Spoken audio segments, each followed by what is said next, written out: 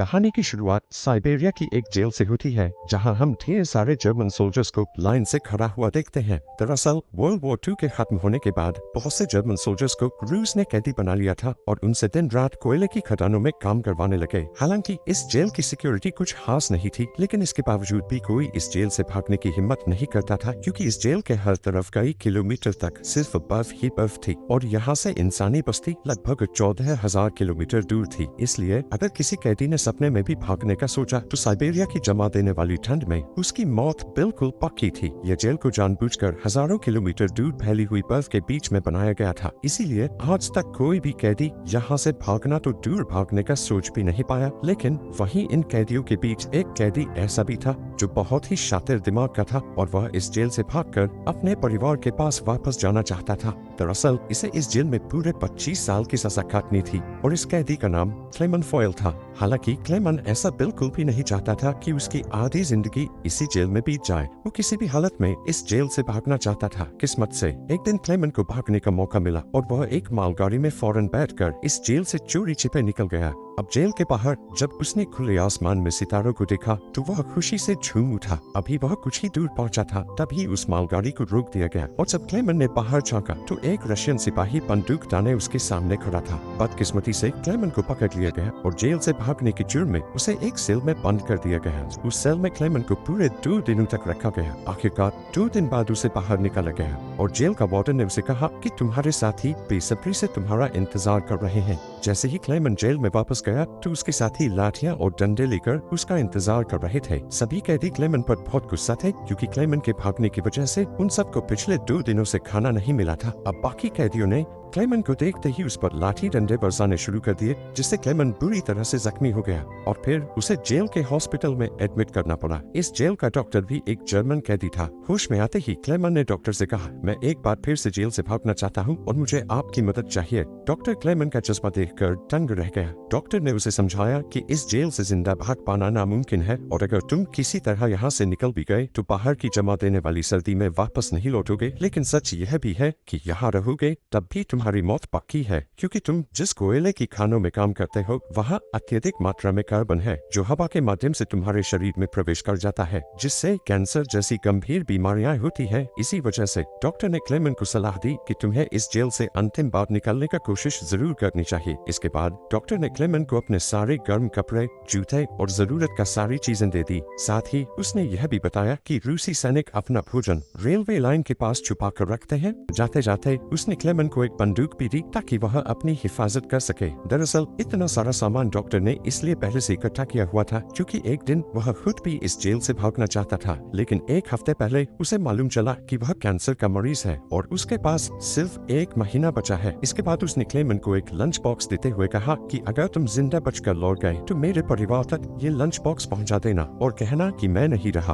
अब कुछ देर बाद रात के अंधेरे में क्लेमन दोबारा जेल से भाग निकला और इस बार उसने मालगाड़ी की बजाय पैदल चलने का फैसला किया। अब अगली सुबह वार्डन को पता चलता है कि क्लेमन जेल से भाग चुका है, तो वह फौरन डॉक्टर के कमरे में उससे पूछने जाता है, लेकिन उसके आने से पहले ही डॉक्टर ने अपनी जान ले ली थी। इस सब के बाद वार्डन ने कई रशियन सिपाहियों को बुलाया और क्लेमन को जिंदा पकड़कर वापस लाने का हुक्म दिया। हालांकि कई दिनों की खोज पड़ताल के बाद भी उसे क्लेमन का कोई पता न चल सका। अब यहाँ जेल में सबको लगने लगा कि क्लेमन तो कब का जमकर मर चुका होगा, मगर वार्डन हार नहीं मानता है, क्योंकि उसे मालूम था कि क्लेमन बहुत स्ट्रॉन्ग है और वह इतनी आसानी से नहीं मर सकता। इसीलिए वार्डन ने हुक्म दिया कि सर्च ऑपरेशन जारी रखा जाए। तभी दूसरी ओर हम क्लेमन को देखते हैं जो बर्फीले तूफान को पूरी ऊर्जा के साथ जीता हुआ आगे बढ़ रहा था। जेल से भागे हुए उसे 9 दिन हो चुके थे कि अचानक कुत्तों के भौंकने की आवाज उसके कानों में पड़ी। पलट कर देखने पर उसने पाया कि एक स्लेज तेजी से उसकी ओर आ रही है। इससे पहले कि वह बचने के लिए कुछ कर पाता, स्लेज उसके ऊपर से गुजरती हुई आगे निकल गई। इसी पल क्लेमन की आंख खुली और उसे पता चला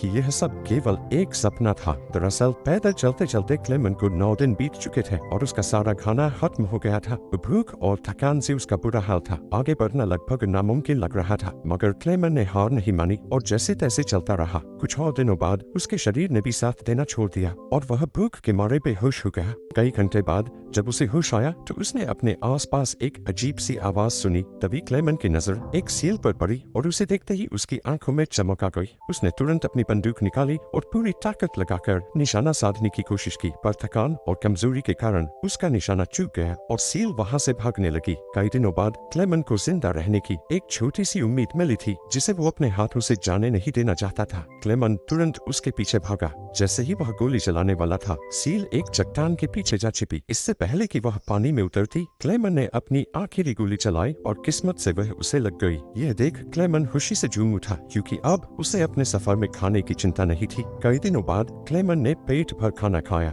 और थोड़ा आराम करने के बाद अपना सफर फिर से शुरू कर दिया। इस पूरे लंबे सफर में क्लेमन एकदम अकेला था और उसके चारों तरफ बर्फ के सिवा कुछ भी नहीं दिख रहा था। ऐसे माहौल में उसकी दिमागी हालत बिगड़ सकती थी, इसलिए वो खुद में बातें करता रहता और पॉजिटिव बातें बोलकर खुद से उम्मीद जगाता रहता। इसके साथ ही वो हर समय कंपास की ओर देखता रहता, जिससे इस बर्फीली जगह में कहीं खो न जाए। ऐसे ही दिन गुजरते गए। लगातार 2 महीने चलने के बाद क्लेमन को इस बर्फीले मैदान में एक छोटा सा पेड़ दिखा। इस पेड़ को देखकर क्लेमन इतना खुश हुआ जैसे उसके हाथ कोई खजाना लग गया हो। फिर वो भागकर उसे गले लगा लेता है। दरअसल ये पेड़ इस बात का इशारा थी कि ये बर्फीला मैदान यही समाप्त होता है और आगे जंगल शुरू होने वाला है। वहीं उधर वार्डन, जो अब भी क्लेमन की तलाश में था, उसने अपने सिपाहियों को 500 किलोमीटर के दायरे में क्लेमन को ढूंढने का हुक्म दिया। फिर हम क्लेमन को देखते हैं जो जंगल में आगे बढ़ रहा था कि अचानक एक बर्फीला तूफान आ गया। तूफान की रफ्तार से बड़े बड़े पेड़ भी जमीन से उखड़कर गिरने लगे। क्लेमन आगे बढ़ने की कोशिश करता है, तभी एक बड़ा पेड़ सीधा उस पर गिर जाता है। क्लेमन की किस्मत अच्छी थी कि 2 आदमी सोने की तलाश में वहां से गुजर रहे थे। उन्होंने सही समय पर उसकी जान बचा ली। उसके बाद ये तीनों एक साथ आगे बढ़े और कई दिनों के सफर के बाद बर्फीले मैदान से बाहर निकल गए। रास्ते में उन्हें एक नदी मिली, जिसे पार करने के लिए उन्होंने लकड़ी की एक नाव बनाई। लेकिन इसी बीच नदी का बहाव तेज हो गया और नाव काबू से बाहर होने लगी। ऐसे में उनके एक साथी अपना बैलेंस खो बैठा और सीधा पानी में जा गिरा। ये देखते ही क्लेमन ने फौरन पानी में छलांग लगाई और किसी तरह उस आदमी को किनारे तक घसीटकर उसकी जान बचाई। दूसरी तरफ उनका दूसरा साथी उन दोनों को वहीं छोड़ देता है और अकेला आगे बढ़ने लगता है और लालच के मारे उसने अपने दोस्त का सोना भी खुद के पास रख लिया। थोड़ी देर बाद जब क्लेमन और दूसरा आदमी टेंट तक पहुंचे तो उस आदमी को अपने दोस्त पर बहुत गुस्सा आया और उसने गुस्से में उसे गोली मार दी। उसके बाद क्लेमन और वह आदमी ने सारा सामान उठाया और अपना सफर जारी रखा। वे दोनों कई महीनों तक इसी उम्मीद पर चलते रहे कि कोई इंसानी आबादी उन्हें मिल जाए।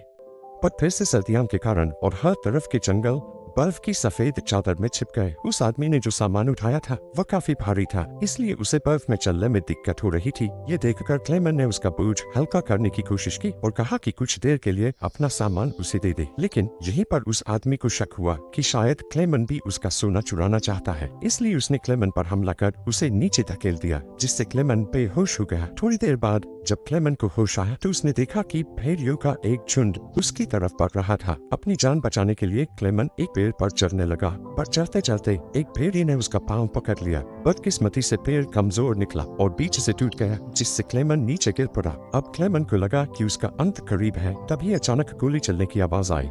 जब क्लेमन ने आंखें खोली तो देखा कि सभी भेड़िए मर चुके थे। असल में इलाके के शिकारियों ने लास्ट मोमेंट पर आकर उसकी जान बचाई। वे उसे अपने गांव ले गए, जहां गांव वालों ने उसका इलाज किया। बरसों की मशक्कत के बाद क्लेमन आखिरकार एक इंसानी आबादी तक पहुंच चुका था। वो कई दिनों तक उस गांव में रुका, जहां लोगों ने उसकी खूब खातिरदारी की। एक दिन गांव में एक लेटर आया। ये लेटर किसी और ने नहीं बल्कि वार्डन ने भिजवाया था। उसमें लिखा था कि एक जर्मन फौजी हमारी जेल से भाग गया है और अगर किसी ने उसकी मदद की तो उसे भी मारा जाएगा। ये देखकर क्लेमन ने गांव छोड़ने का फैसला किया, क्योंकि अगर वह वहां से नहीं जाता तो वार्डन उन गांव वालों को भी सजा देता। जाने से पहले गांव के लोगों ने उसे खाना पानी के साथ एक शिकारी कुत्ता दिया। कमाल की बात तो ये थी कि अब इस लंबे सफर में क्लेमन अकेला नहीं था। वे दोनों साथ मिलकर कई दिनों तक चलते रहे। तभी कुछ देर बाद उन्हें एक लकड़ी की फैक्ट्री दिखी और कुत्ता खाने की तलाश में उसके पीछे दौड़ पड़ा। क्लेमन अपने कुत्ते के पीछे अंदर चला गया। इसके बाद वहाँ काम करने वालों ने क्लेमन को पहचान लिया और उसे मालिक के पास ले गए। क्लेमन की कहानी सुनकर मालिक को भी उस पर दया आ गई, जिसके बाद उन्होंने उसे खाना खिलाया और जर्मनी जाने वाली ट्रेन में बिठा दिया। क्लेमन खुश था कि वह आखिरकार घर जा सकता है, लेकिन किसे पता था कि मालिक ने वार्डन को पहले ही खबर दे दी है। दूसरी तरफ वार्डन अपने सिपाहियों के साथ स्टेशन पर उसका इंतजार कर रहा था। पर स्टेशन पहुंचने से पहले क्लेमन ने दूर से ही सिपाहियों को देख लिया। मौका मिलते ही वह ट्रेन से कूदकर भाग निकला। बदकिस्मती से रूसी सिपाहियों की नजर उस पर पड़ गई और वो उसके पीछे लग गए। क्लेमन ने जल्दी से वहां से निकलने की कोशिश की, लेकिन तभी अचानक से वार्डन वहां पहुंच गया। यह देखकर क्लेमन का दिल टूट गया। अब इससे पहले कि वार्डन उसे गिरफ्तार करता, क्लेमन के कुत्ते ने वार्डन पर हमला कर उसे काट लिया और इस तरह एक बार फिर क्लेमन अपनी पूरी जान लगाकर वहां से भाग गया। लेकिन तभी उसे गोली चलने की आवाज आई और जब उसने पीछे मुड़कर देखा तो उसने अपने कुत्ते को मारा हुआ पाया। यह देखकर क्लेमन को बहुत दुख हुआ, पर इसके बावजूद वह रुका नहीं और तेजी से भागता रहा। फिर वह एक ब्रिज के नीचे से गुजर रही ट्रेन के ऊपर कूदकर वहां से बचकर निकल गया। इससे पहले कि वार्डन कुछ कर पाता, क्लेमन बहुत दूर निकल चुका था। ऐसे ही दिन बीतते गए, लेकिन क्लेमन ने हार नहीं मानी। अब साल 1952 आ जाता है और क्लेमन को जेल से भागे पूरे 7 साल बीत चुके थे। इस समय क्लेमन सेंट्रल एशिया में था और एक गांव के मेले में घूम रहा था। उस मेले में खाने पीने की कई चीजें बिक रही थी। वहीं करे क्लेमन को बहुत भूख लगी होती है, पर उसकी जेब खाली थी, इसलिए वह दिल पर पत्थर रखकर आगे बढ़ने लगता है। तभी उसकी निगाह मेले में मौजूद 2 लड़कियों पर पड़ी जो वहाँ पैनकेक बेच रही थी। क्लेमन का दिल तो पैनकेक खाने को कर रहा था, मगर उसकी जेब में एक भी सिक्का नहीं था, इसलिए वह मायूस होकर आगे बढ़ गया। मगर जैसे ही वह जाने लगा, उनमें से एक लड़की को उस पर दया आ गई और उसने पैनकेक का एक टुकड़ा तोड़कर क्लेमन की तरफ बढ़ा दिया। शुरू में तो क्लेमन थोड़ा झिझका, लेकिन फिर उसने पैनकेक ले लिया और उसे खा लिया। उधर मेले में मौजूद एक जूश शख्स ने यह सारा मंजर देखा। इसके थोड़ी देर बाद क्लेमन चर्च में पहुंचा और पीछे पीछे वह शख्स भी वहां आ पहुंचा। दरअसल यह इंसान भी पहले कभी जर्मन कैदी रह चुका था, इसलिए उसने क्लेमन की हालत को समझा और पुलिस को सौंपने के बजाय उसकी मदद करने की ठानी। इसके साथ ही वो उसे अपने घर ले गया, जहां पहुंचकर क्लेमन ने बरसों बाद खुद की शेविंग की और एक बार फिर अपने पुराने रूप में लौट आया। इसके बाद उस शख्स ने उसे एक नया पासपोर्ट दिया ताकि वह रूस की सीमा पार करके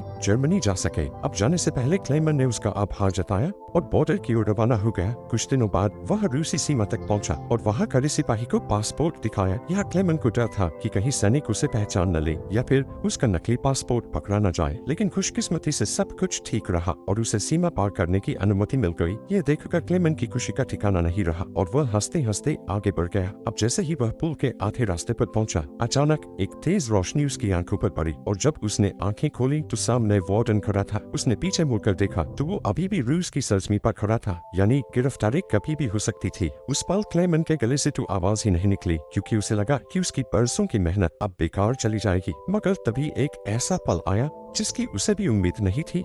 वार्डन ने बिना कुछ कहे रास्ता छोड़ दिया और क्लेमन को आगे जाने दिया। अब पहले तो क्लेमन को यकीन नहीं हुआ, लेकिन जब यकीन हुआ तो वो कांपते हुए कदमों से आगे बढ़ गया। दरअसल वार्डन उसकी हिम्मत और जिंदा रहने की लगन से बेहद प्रभावित हुआ था, इसलिए उसने उसे पकड़ने के बजाय रिहा कर दिया। इसके बाद क्लेमन ने वो बॉर्डर पार किया और आखिरकार जर्मनी पहुंच गया। वहां उसने अपने घर का रुख किया और बरसों बाद अपनी बीवी और बेटी को देखा। अब थोड़ी देर के बाद जब वे दोनों चर्च जाने के लिए निकली तो क्लेमन भी उनके पीछे पीछे वहां पहुंच गया। चर्च के अंदर उसकी बेटी की नजर उस पर पड़ी और वह दौड़कर उसके गले लग गई। कितने साल बाद अपने पति को सामने देख उसकी पत्नी की आंखें भर गईं और आखिरकार क्लेमन के मजबूत इरादों से वह अपनी फैमिली से दोबारा मिल पाया। उस पल तीनों ने एक दूसरे को गले लगाया।